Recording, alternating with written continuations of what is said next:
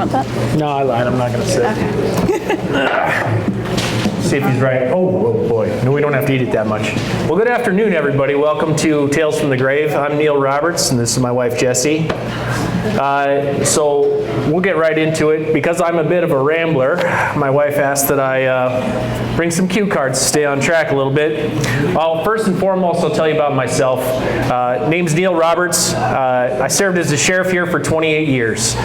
Born 1899, May 28th, right here in Laverne, Minnesota, just outside of town. Graduated from Laverne High School in 1918, and if anybody knows, World War I was going, and so I took myself up to the University of Minnesota and I joined the ROTC program, where I served in the United States Army until Armistice Day. And then I came home, and this belle of a beauty is going to take the show for a second.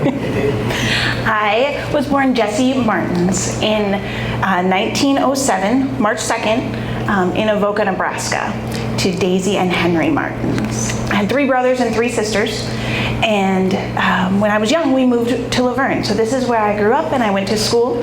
And when I was 17 years old, I was swept off my feet by this handsome man, Neil Roberts. That's a fact. Well, a couple of things. When I got back from service, time in the service, all I ever really wanted to do was be a farmer. Farming was in my soul. I loved the land. I loved working with animals. So we moved on to the family farm after Jessie and I got married in 1924. And we farmed with my mom and dad here, right about where the Casey's sits right now, which was outside of town. And that was where our family, or my father's farm was there for the first 2 years, and about two and a half years. Yep. And then we moved into town due to a multitude of factors. It was the 30s, so. Well, we farmed from the time we got married, which was March 9th, 1924, dear. Thank you. Yeah. And then we farmed until 1938 when we moved into town. The Dust Bowl era just became too much for us to handle, and we moved into town. And we were in town for about a year when we convinced Neil to run for sheriff. He wasn't so game on the idea at first, but we convinced him.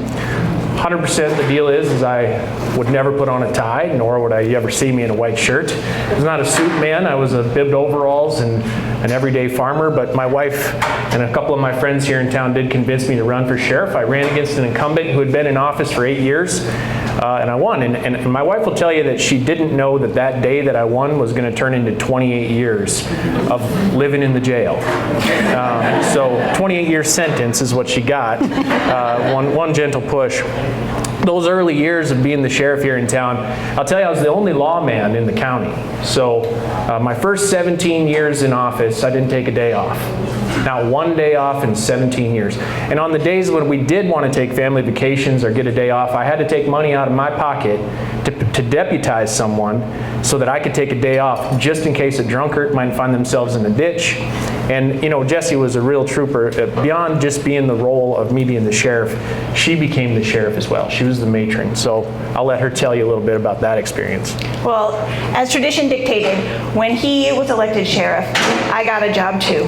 I was the Rock County matron. So we both got new jobs, and we got a new house, the jail. So it was a big election for us. The new job for me, the Rock County matron, it was a very demanding job. I had to do all of the cooking, cleaning, and taking care of the personal needs, not just of my family, but of all the prisoners in our jail.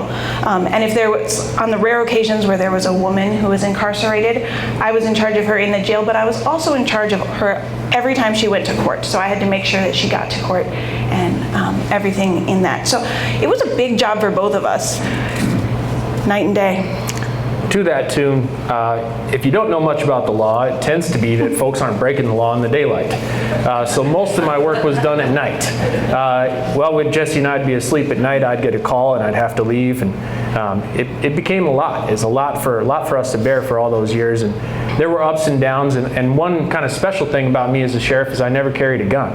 I was a real Mayberry sheriff, and that this is what you saw every day. So there was many a criminal who were breaking the law, only to find this fella showing up, just looking like a regular guy.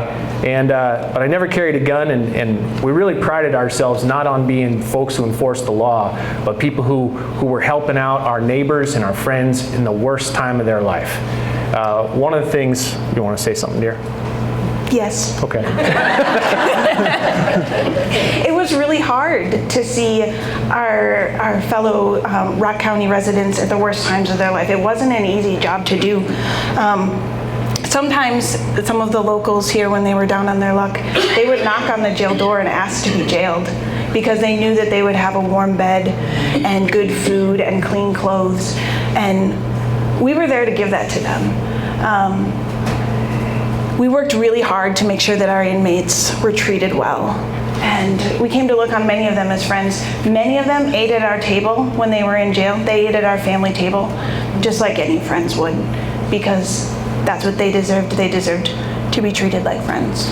One specific instance, there was 3 young men I caught over by the border up to no good, and I brought them in, and 2 of the younger fellows, their mom and dad posted bail pretty much immediately, and the other young gentleman, his parents lagged a little bit, and finally it was near Christmas, and he was about to get out, and his mom and dad had posted bond, and he came to me and he said, "Say, Sheriff, what's on the menu for Christmas dinner?"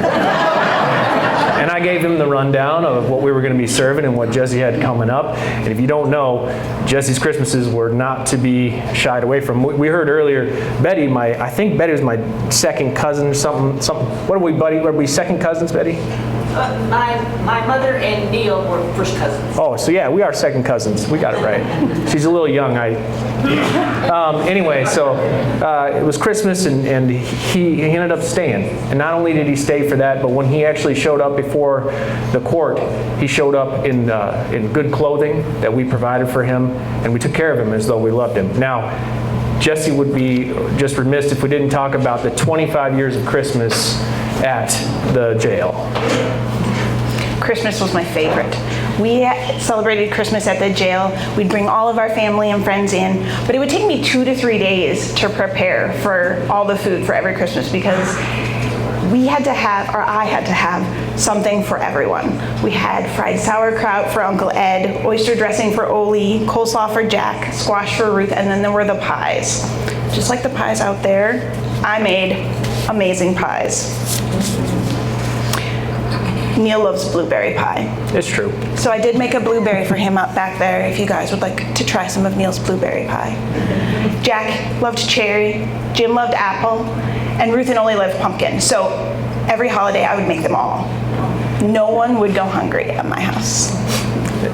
You know, despite the fact that we had all the joys of being hosts and serving all those Christmases and treating folks like family, being a sheriff was a challenging job. We had a lot of tragedy, a lot of days that things didn't work out the way we wanted them to. And there was a young fellow that got arrested, and we were holding him here in town, and he was an AWOL from the military, and I remanded him over to the military justices, and on the way to Flandreau, he escaped his folks there and got into a car accident, and Jessie and I had to go get his body out of the ditch. And there were many nights like that as a lawman here in town, and one of the scariest ones Jessie doesn't like to hear is there was once a time I had a gun pulled on me, and we had a 15-minute standoff, and as you know, I didn't carry a firearm, so the negotiation was strong, and the fellow officer who was with me at that day, from then on, he said I was the bravest officer he'd ever met. He was. Well, after years and years of service, we raised our daughter Ruth inside of the jail. We had our grandsons. Everybody came through that jail, and then in My mother lived with us for 22 years. 22 in the jail, and she helped. And in May of 1967, my mother passed away. And later that year, we decided that it was time for us to retire. So we retired together in 1967, and we moved to the edge of town on East Dodge Street. And I got some cows and pigs and finally got good use of these bibbed overalls. And when folks would ask what I was up to, I'd say mostly mowing the lawn. That's what I've been doing. We did live out the last years of our lives, and in '86, I passed away the day after my birthday, May 29th, 1986, here at the Laverne Community Hospital. I was surrounded by my family, and Jessie kept on kicking for quite a while. We were both members of the First Presbyterian Church for over 50 years, and we were very active in other areas of the community too. But in 1991, I decided to sell our house on Dodge Street, and I moved to the Mary Jane Brown home, where I still loved to host people and family and adopt a grandparent children, and we love to have them come. I love to have them come and talk and visit with me. And then on August 5th, 2010, when I was 93 years old, I passed away, and I was buried with Neil at Maplewood Cemetery. One thing, if you didn't know Neil, if you knew Neil personally, is that he loved poetry. He was as much known as being a sheriff and a man who didn't carry a gun, but also a man who loved poetry. And he kept a poem, 2 different poems inside of his breast pocket, right up till the end of his life. And I'll read you one of these poems here. Just for today, I will be unafraid. Especially I will not be afraid to enjoy what is beautiful, and to believe that as I give to the world will so give to me.